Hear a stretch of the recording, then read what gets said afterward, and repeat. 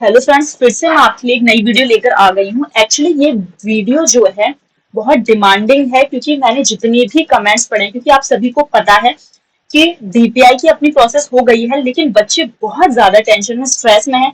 Actually मैं generally एक दिन में एक वीडियो से ज्यादा डालती नहीं हूँ, लेकिन आज मैंने 2 या 3 वीडियो अपलोड की है। उसका एक रीजन है, उसका रीजन सिर्फ ये है कि जब मैं कमेंट्स पढ़ती हूँ तो बच्चों की सेम क्वेरीज आ रही है। क्योंकि मैं बोल तो देती हूँ कि आप अपनी क्वेरीज को कमेंट बॉक्स में मेंशन करें, मैं उस पर ध्यान दूंगी, लेकिन आज जब मैंने ध्यान दिया तो मुझे पता चला कि मोस्ट ऑफ जो स्टूडेंट्स है उनकी एक ही क्वेरीज है। क्योंकि उन सबको पता है अब सिर्फ TWD ही बचा है, या फिर जिनके थोड़े बहुत पॉइंट्स रह गए उनके लिए बेटिंग वाला एक सहारा बचा है कि अगर बेटिंग की लिस्ट निकलती है तो उनका सिलेक्शन हो जाएगा। तो आज हम इन्हीं 2 मुद्दों को डिस्कस करेंगे और बाई प्रूफ करेंगे, ठीक है। ऐसे ही कुछ भी हवा में नहीं करेंगे, बाई प्रूफ मैं आपको दिखाऊंगी ताकि आपको क्लियरली समझ में आ जाए। मैं बार बार आपसे कह रही थी कि लैब असिस्टेंट या लैब टीचर बनने के लिए आपके पास कौन कौन से सब्जेक्ट होने चाहिए, लेकिन इतना ज्यादा भ्रमित बने हुए हैं बच्चे अलग अलग वीडियोस देखकर, उन्हें कंफर्म ही नहीं है। मैंने 1000 बार अपनी वीडियो में बताया कि मैथ्स फिर बायो किसी भी सब्जेक्ट से, इनफैक्ट आपने एग्रीकल्चर से भी किया हुआ है, अगर आपने जूलॉजी बॉट किसी से भी किया हुआ, अगर आपके पास 12th इस स्ट्रीम से है तो यू आर कम्प्लीटली एप्लीकेबल। लेकिन फिर भी आप लोगों को बहुत डाउट्स ना, और देखिए आपका डाउट्स होना कॉमन सी बात है, मैं बिल्कुल भी ये नहीं कहूंगी कि ऐसा नहीं होना चाहिए था। इसका एक रीजन ये है क्योंकि आप लोग बहुत ज्यादा परेशान है, क्योंकि डीपीआई की लिस्ट निकल चुकी है। अब जिनको डीपीआई में नहीं मिला है तो उनका सिर्फ एक ही है कि कैसे भी उन्हें TWD में मिल जाए। एटलीस्ट साइंस जो स्टूडेंट्स हैं उनको तो यही है। तो देखिए फ्रेंड्स, मैं आपको जो प्रूफ लेकर आई हूँ वो मैं लेकर आई हूँ। आपको पहले स्टेट क्लियर कर देती हूँ, ये मैं राजस्थान स्टेट का लेकर आई हूँ, क्योंकि लैब असिस्टेंट की वैकेंसीज जो है राजस्थान में अक्सर निकलती रहती हैं, हर साल निकलती हैं, ठीक है। तो वहां लैब टीचर्स को ही लैब असिस्टेंट कहते हैं। लैब सहायक कह दीजिए, आप उन्हें प्रयोगशाला सहायक कीजिए, कुछ भी बोल दीजिए। देखिए, ठीक है, तो यहाँ आप देख सकते हैं। और ये सेम अगर लैब असिस्टेंट की वैकेंसीज MP में भी निकली होंगी तो आप सेम उनकी भी नोटिफिकेशन को डाउनलोड कर देख सकते हैं, क्योंकि बिहार, MP और राजस्थान सेम एजुकेशनल प्रोसीजर जो है वो फॉलो करता है। और आप जो मैं इसमें दिखा रही हूँ, प्रूफ के साथ दिखा रही हूँ, मैंने RSMSSB से जो वेबसाइट है राजस्थान की, उससे इसे डाउनलोड किया बहुत फाइंड करने के बाद, क्योंकि 2022 का नोटिफिकेशन उसके बाद मुझे मिला है। लेकिन मैं आपके डाउट्स क्लियर करने के लिए आपको दिखा रही हूँ, तो आप एंड तक वीडियो तक बने रहें, आपके सारे डाउट्स क्लियर करेंगे ताकि आपको अलग अलग वीडियो पर नहीं भागना पड़े। और आपको ये समझ, क्योंकि आप लोग बहुत परेशान है इस विषय में, तो सब लोग बात कर रहे हैं जिनका हो गया है कि उनको चॉइस लिंक कैसे करनी है। हमने भी की, हम अपने को आपको भी इंक्लूड कर रहे हैं कि उन्हें चॉइस लिंक कैसे करनी है, स्कूल की आगे क्या प्रोसीजर है। लेकिन जिन बच्चों का नहीं हुआ है या जिनको उम्मीद है TWD से, उनका जिक्र जो है बहुत कम लोग कर रहे हैं, या कर रहे हैं तो किसी भी प्रूफ या ऑथेंटिसिटी के साथ नहीं कर रहे हैं। तो लोगों को अभी भी जो है बना हुआ है असमंजस कि क्या होगा। तो देखिए, आप इसको देखिए जहां मेरा कर्सर है, प्रयोगशाला सहायक विज्ञान के लिए है, लेकिन ये माध्यमिक शिक्षा विभाग, अब याद रखिए ये शिक्षा विभाग के लिए ही मांगे थे, ठीक है। और हमारा डिपार्टमेंट भी शिक्षा विभाग का ही है।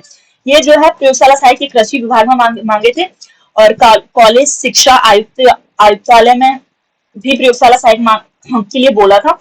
तो देखिए हमारा क्योंकि मुद्दा जो है वो शिक्षा विभाग से रिलेटेड है, तो हम शिक्षा विभाग में प्रयोगशाला सहायक जो विज्ञान के हैं उनके लिए एजुकेशनल क्वालिफिकेशन क्या है, मैं आपको इस नोटिफिकेशन के थ्रू दिखा देती हूँ।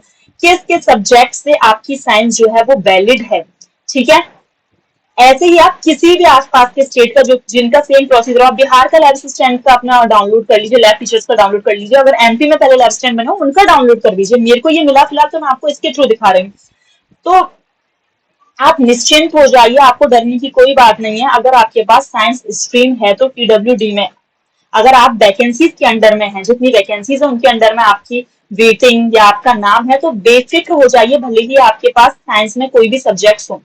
यहाँ मैं और क्लियर कर देती हूँ, ठीक है फ्रेंड्स। एक्चुअली मैंने कमेंट्स पढ़े, बहुत सारे कमेंट्स थे, मेरी इतनी वीडियो बनाने के बाद भी इतने कमेंट्स थे कि मैम आप प्रयोगशाला के लिए एक अलग से वीडियो बनाएं, मैम उसका फिर से आप सेम कैंडिडेट हर एक उसमें वीडियो में एक ही कमेंट कर रहे हैं। तो देखिए, पात्रता एवं शैक्षणिक योग्यता पद कोड 1 यानी माध्यमिक शिक्षा विभाग के लिए प्रयोगशाला सहायक विज्ञान के लिए। अब आप ध्यान से देखिए इस पॉइंट को, वैकल्पिक विषयों के रूप में निम्नलिखित विषयों में से कम 3 विषयों के साथ सीनियर सेकेंडरी, कम से कम 3 विषयों के साथ सीनियर सेकेंडरी। क्योंकि आप सभी को पता है साइंस जो है या तो PCM से होती है, TCB से होती है, TCB या CS के साथ होती है। हिंदी इंग्लिश जो सब्जेक्ट्स होते हैं वो कंपलसरी होते हैं, आप सभी को पता है। हिंदी कंपलसरी नहीं होता है, लेकिन इंग्लिश तो है वो कंपलसरी होता है। जैसे कि जब मैंने 12th किया था तो मेरे पास भी हिंदी नहीं था, मेरे पास मैथ्स बायो दोनों था।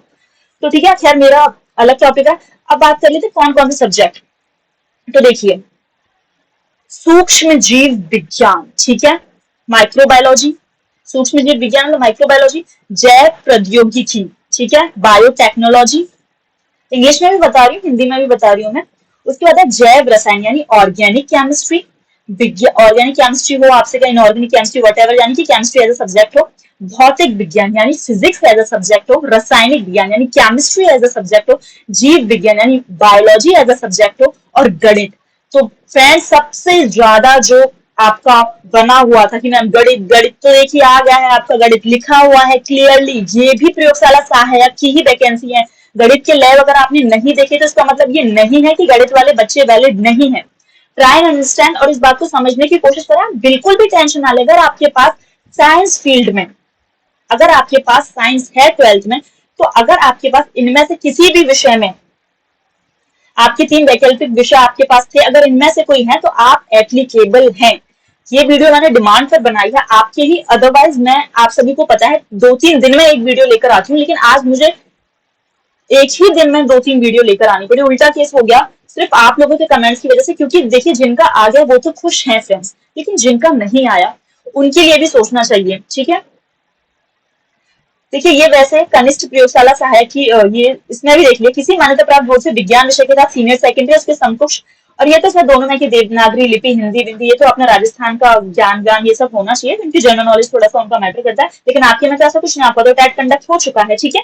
तो देखिए एक्चुअली प्रोसीजर है कि राजस्थान में जो लैब असिस्टेंट के थ्रू जो है उनको रिक्रूट किया जाता है स्कूल्स में, उनके लिए लैब टीचर्स की वैकेंसीज नहीं निकलती है, लेकिन यही होती है, इन्हीं को राजस्थान में लैब टीचर्स कहते हैं, ठीक है। क्योंकि मैंने राजस्थान का नोटिफिकेशन अपलोड डाउनलोड किया है, लेकिन अगर आपके पास किसी और, आप छत्तीसगढ़ का कर लीजिए, झारखंड का कर लीजिए, बिहार का कर लीजिए, लगभग सेम ही प्रोसीजर है सबका, क्योंकि आपको पता है ये 3 स्टेट, मध्य प्रदेश, बिहार और राजस्थान, इन तीनों की एलिजिबिलिटी क्राइटेरिया किसके लिए, शिक्षक बनने के लिए, प्राथमिक सेम ही है।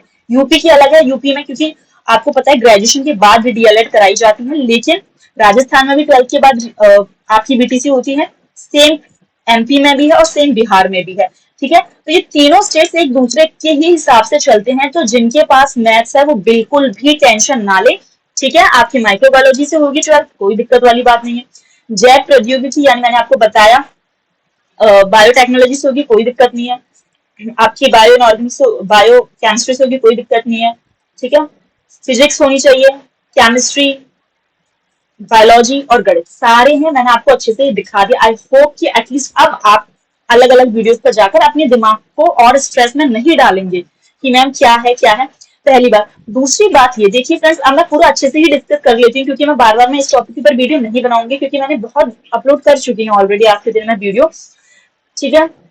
दूसरी बात ये, बहुत सारे बच्चों को कंफ्यूजन है कि मैम हमने एक्चुअली, क्योंकि कुछ लोगों ने डीएलएड किया है, कुछ लोगों ने बीटीसी किया है, तो कुछ कैंडिडेट्स का कहना है कि मैम हमारे पास 12th में तो साइंस था, लेकिन हमने ग्रेजुएशन जो है वो कॉमर्स से की हुई है, या ग्रेजुएशन हमने आर्ट्स से की हुई है, तो क्या हम एप्लीकेबल है। जाहिर सी बात है, आपकी एलिमेंट्री क्वालिफिकेशन क्या है प्राथमिक शिक्षक बनने के लिए, 12th का होना और प्लस बीटीसी का होना, ठीक है, या फिर 12th का होना प्लस बीएड का होना। अब बीएड आपको पता है ग्रेजुएशन के बाद ही होती है, ठीक है। तो आप ये ना कहें कि ना हमारे पास तो बीएड है, हमने तो ग्रेजुएशन के बाद किया, तो वो होती ही ग्रेजुएशन के बाद, इसलिए डीएलएड ग्रेजुएशन के बाद होती है, तो वो तभी कंसीडर होगी, लेकिन आप लोग एप्लीकेबल हैं, पहली बात, ठीक है।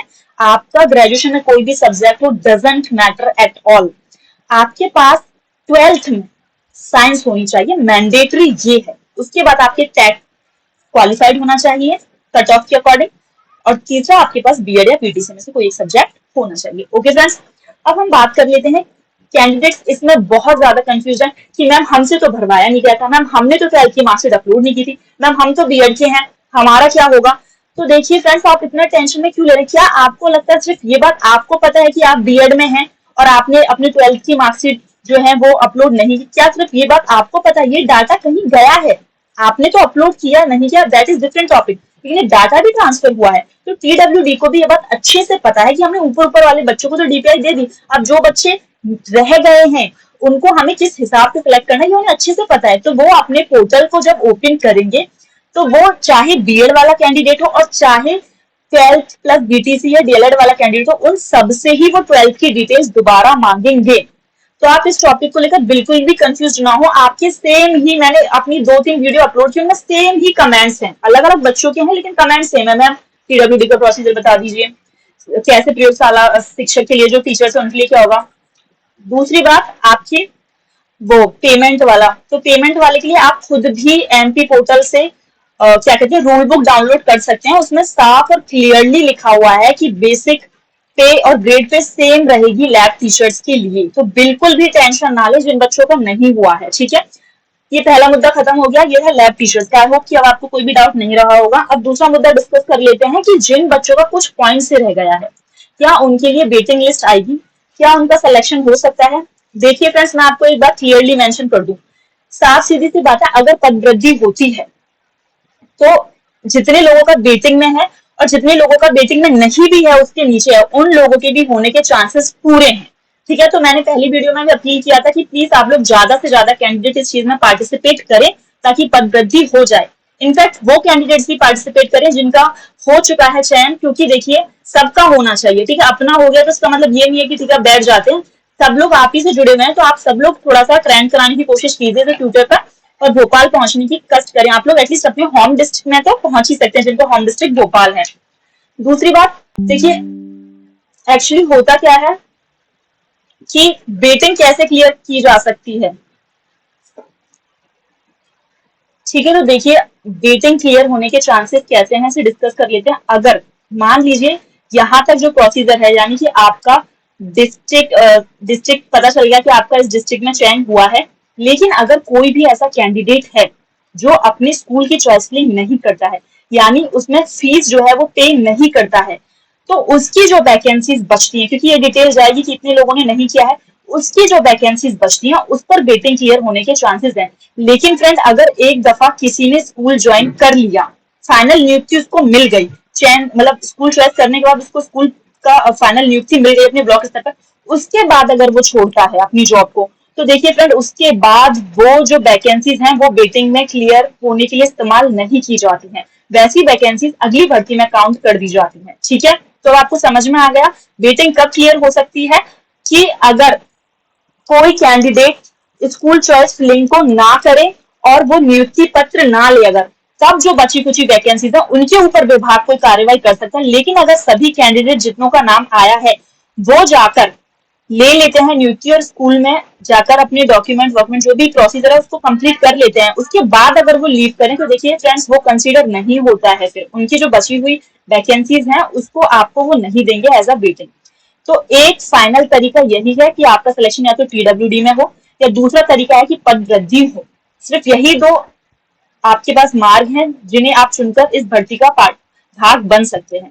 तो मैं सबसे रिक्वेस्ट करना चाहूंगी कि ज्यादा से ज्यादा लोग पद वृद्धि पर ध्यान दें, एटलीस्ट तो वो तो सभी दें जिनका नहीं हुआ है और वो लोग भी हेल्प करें जिनका हो गया है, ठीक है फ्रेंड्स।